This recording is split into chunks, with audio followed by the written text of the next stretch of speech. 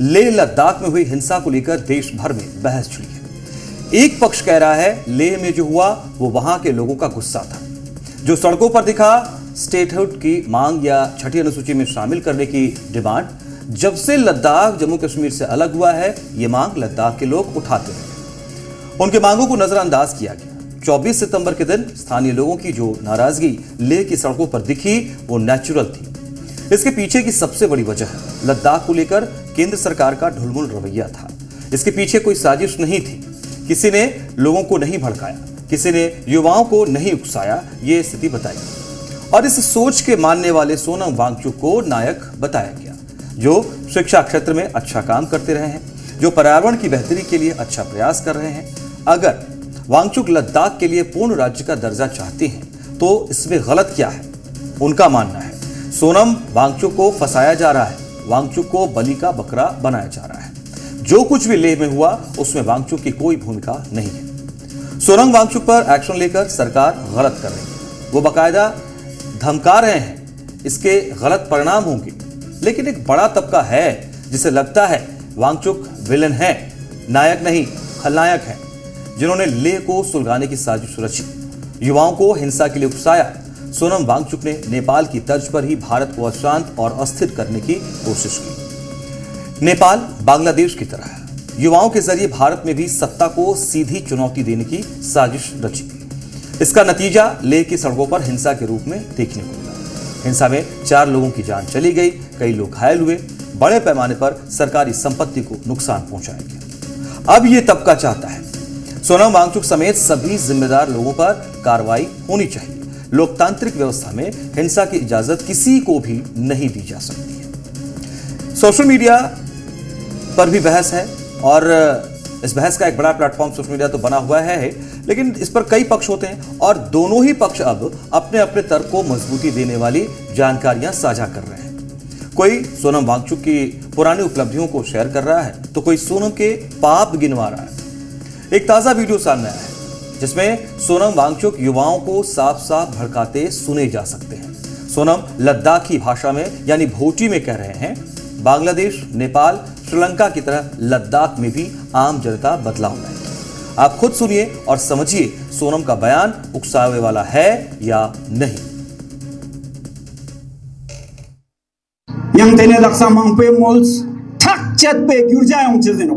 नेपाल ला योंस्तेओटो, बांग्लादेश ला योंस्तेओटो, श्रीलंका योंस्तेओटो, मिवन से गिरजा क्यों आनोक्ते ने चिक चिक शीना तेने क्यों आनोक समारा गयाले नेर देवाते हो।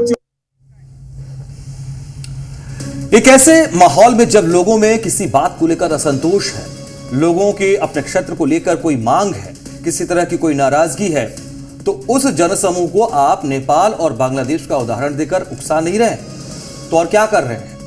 नेपाल में क्या हुआ कौन नहीं जानता है? बांग्लादेश पर कैसे इस्लामिक कट्टरपंथियों का शिकंजा कसता जा रहा है कौन नहीं समझ रहा है? सोनम वांगचुक की उपलब्धियों से इनकार नहीं है। बतौर सोशल एक्टिविस्ट सोनम ने समाज के लिए जो कुछ भी किया, उन्हें देश ने उतना सम्मान भी दिया। लेकिन आप सिस्टम को अपने शिकंजे में तो नहीं ले सकते। सरकार को एक फैसले के लिए कई पहलुओं पर विचार करना पड़ता है। जम्मू कश्मीर से लद्दाख को अलग करने का एक बड़ा फैसला केंद्र सरकार ने लिया, एक ऐसा फैसला जिसकी आप कल्पना भी नहीं कर सकते थे। अब सरकार को समय तो दीजिए, आपकी मांग जिद लगने लगी है। आप अपनी बात मनवाने के लिए युवाओं को हिंसा के लिए उकसाने लगे हैं। इसे कैसे स्वीकार किया जा सकता है? लोकतांत्रिक व्यवस्था में सरकार तक पहुंचाने का अपनी बात एक तरीका होता है, उसे कैसे नजरअंदाज कर सकते हैं? यह नहीं संभव है। अब केंद्र सरकार फुल एक्शन मोड में है। गृह मंत्रालय ने अपनी जांच के आधार पर सोनम वांगचुक को जिम्मेदार बताया। सोनम वांगचुक पर शिकंजा कसा जा रहा है, उन्हें गिरफ्तार किया जा चुका है। गृह मंत्रालय ने सोनम वांगचुक के एनजीओ का FCRA रद्द कर दिया है और इसका मतलब यह होता है कि सोनम वांगचुक का एनजीओ अब विदेश से कोई डोनेशन नहीं ले सकता है। जांच में मिले वित्तीय गड़बड़ियों के पुख्ता सबूत के आधार पर यह फैसला लिया गया। वांगचुक के एनजीओ को 20 अगस्त को ही नोटिस जारी किया गया था, लेकिन कोई संतोषजनक जवाब नहीं मिल पाया। वांगचुक पर मनी लॉन्ड्रिंग के भी आरोप लगे हैं। जैसा मैंने कल आपको बताया भी था, सोनम वांगचुक की विदेश यात्रा संदेह के घेरे में है। इसी साल सोनम वांगचुक पाकिस्तान की यात्रा कर चुके हैं और अब उनका वो वीडियो भी सामने आ गया है। Hi friends, I'm here in Islamabad attending the climate change conference Breathe Pakistan organized by Dawn Media in Pakistan, and I presented my views on what can be done in the high Himalayas at this conference. Our message to the हमने आपके सामने पहले दिन ही लेह हिंसा के पीछे गहरी साजिश की बात रख दी थी।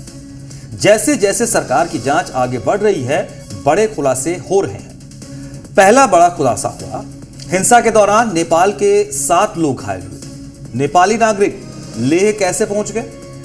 20 से ज्यादा नेपाली नागरिक पुलिस की रडार पर हैं, जो हिंसा के पीछे विदेशी हाथ होने की थ्योरी को साबित करती है।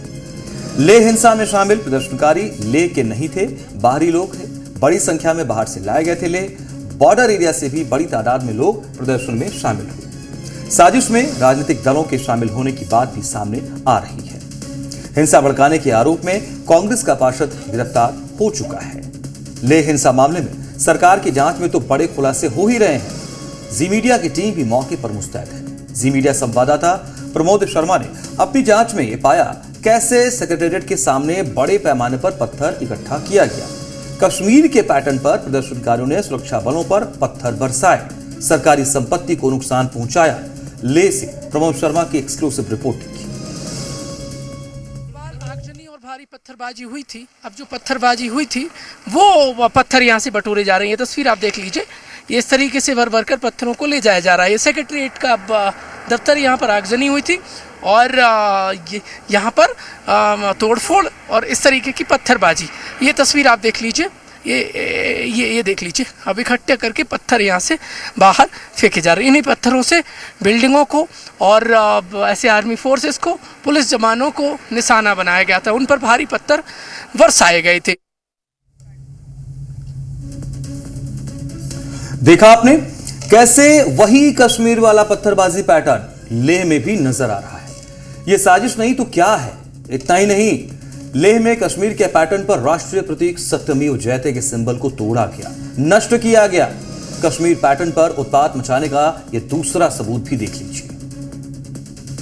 आपको याद होगा कुछ समय पहले कश्मीर में एक दरगाह पर सत्यमेव जयते का जो सिंबल था वो तोड़ा गया था, और यहाँ पर भी लेह में भी बिल्कुल सत्यमेव जयते को तहस नहस कर दिया गया। सरकारी दफ्तर में जो पोस्टर बैनर लगे हुए थे सत्यमेव जयते, ये देखिए डिपार्टमेंट ऑफ आपको टूरिज्म एंड कल्चर का ये बोर्ड लगा हुआ है, और ये वही बोर्ड फाड़ा गया है जिसमें सत्यमेव जयते का ये जो सिंबल है वो लगा हुआ था। यानी कश्मीर के बाद अब लेह में भी सत्यमेव जयते पर प्रहार किया जा रहा है। ये वही मानसिकता है जो कश्मीर में पहले पनपी थी, जिसको दबाया गया, चाहे वो पत्थरबाजी वाली हो या सत्यमेव जयते वाली हो।